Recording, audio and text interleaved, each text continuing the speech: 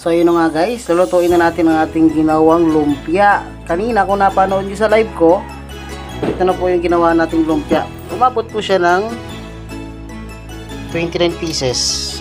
Yun.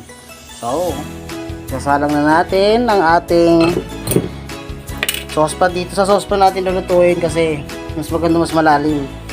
At muna natin siya. Yan, maganda, diba? Parang karan.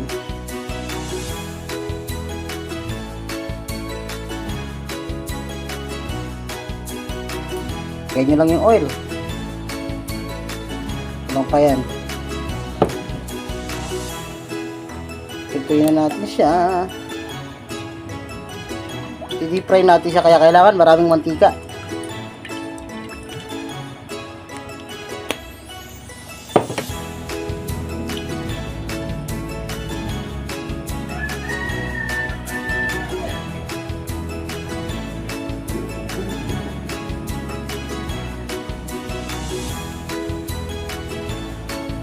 So ito natin yung pangalawang salang, yung una natin salang hindi mainit yung mantika. So ngayon, sa ating second try, ayan na. Diba? Makikita nyo. Kung ano kaganda. Diba? Tanda nyo, diba guys? Palali lang ang apoy ha. Ito kasi medyo ano nga. So, ahon mo na siya ha. Ayan, ganito. So, yan, pangalawang salang.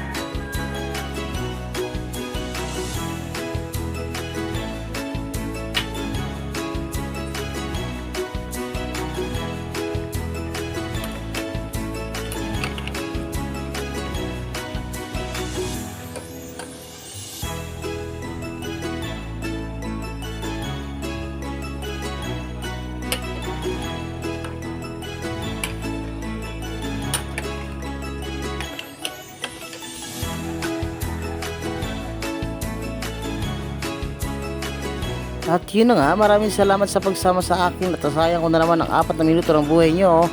Salamat guys! See you next time!